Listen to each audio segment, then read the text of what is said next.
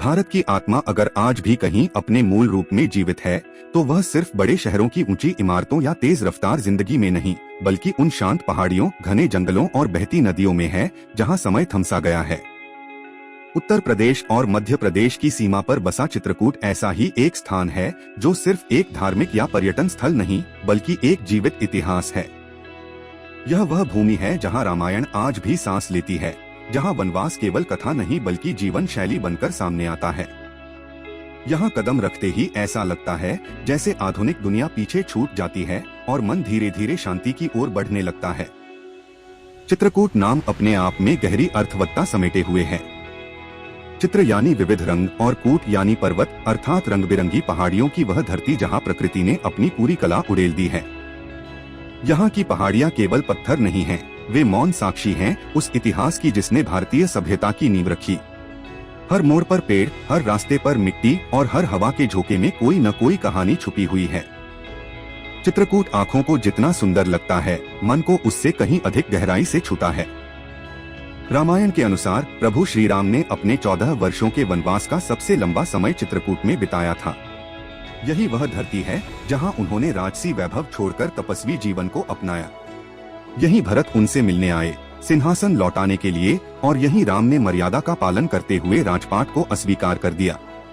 यह केवल एक ऐतिहासिक घटना नहीं, बल्कि कर्तव्य, त्याग और आदर्श नेतृत्व की वह सीख है जो आज भी उतनी ही प्रासंगिक है। चित्रकूट की मिट्टी में आज भी उस निर्णय की गूंज सुनाई देती है। चित्रकूट की आत्मा मंदाकिनी नदी में बहती है। यह नदी केवल जलधारा नहीं, बल्कि श्रद्धा और आस्था का प्रवाह है। इसके घाटों पर बैठा साधु, स्नान करता तीर्थयात्री और जल भरती ग्रामीण स्त्री सभी एक ही लय में बंधे नजर आते हैं।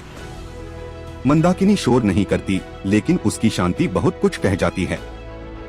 उसके किनारे बैठकर लगता है जैसे जीवन की सारी जल्दबाजी खुद ब खुद धीमी पड़ जाती है और मन किसी गहरे संवाद में डूब जाता है। कामदगिरी पर्वत चित्रकूट का हृदय है। मान्यता है कि इसकी परिक्रमा करने से सभी मनोकामनाएं पूरी होती हैं, लेकिन सच्चाई यह है कि यह परिक्रमा मन को हल्का और आत्मा को स्थिर कर देती है। चारों ओर मंदिरों की घंटियां, बीच में घना वन और ऊपर खुला आकाश, यह सब मिलकर एक ऐसा वातावरण रचते हैं जहां शरीर नहीं बल्कि विचार यात्रा करते हैं। यहाँ चलते हुए थकान महसूस नहीं होती, क्योंकि यह यात्रा पैरों से अधिक मन की होती है। चित्रकूट केवल राम की भूमि नहीं है, यह सती अनुसुया जैसी महान नारी तपस्विनी की भी कर्मभूमि है। उनका आश्रम यह याद दिलाता है कि भारतीय परंपरा में नारी शक्ति सदैव सर्वोच्च रही है।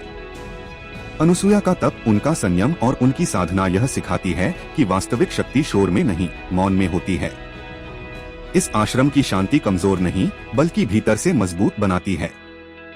चित्रकूट के जंगलों में आज भी वनवासी समुदाय रहते हैं, जिनका जीवन आधुनिकता की दौड़ से अलग लेकिन प्रकृति के साथ गहराई से जुड़ा हुआ है।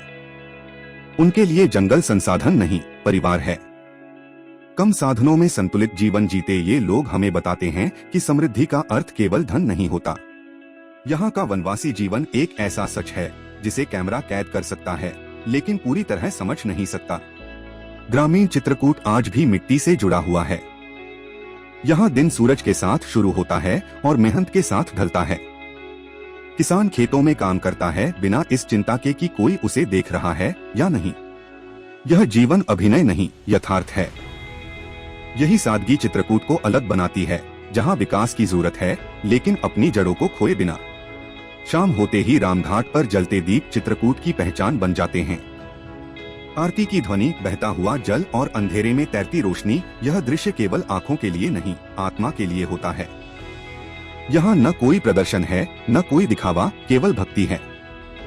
ऐसा लगता है जैसे समय कुछ क्षणों के लिए रुक गया हो। चित्रकूट का इतिहास केवल आध्यात्मिक नहीं, संघर्षों से भी भरा रहा है। स्वतंत्रता संग्राम के दौरान इसके जंगलों ने क्रांतिकारियों को शरण दी।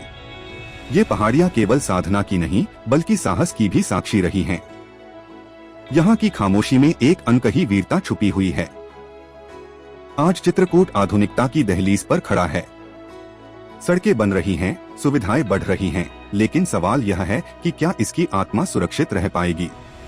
यह कहानी केवल सुंदर दृश्यों की नहीं, बल्कि संतुलन की है, विकास और विरासत के बीच। चित्रकूट हमें सिखाता है कि आगे बढ़ने के लिए जड़ों को काटना जरूरी नहीं होता। अंत में चित्रकूट किसी नक्शे पर बनी एक जगह नहीं रह जाता, बल्कि एक अनुभव बन जाता है। यहाँ से लौटकर इंसान कुछ पीछे छोड़ आता है, शायद अपना अहंकार, शायद अपनी जल्दबाजी।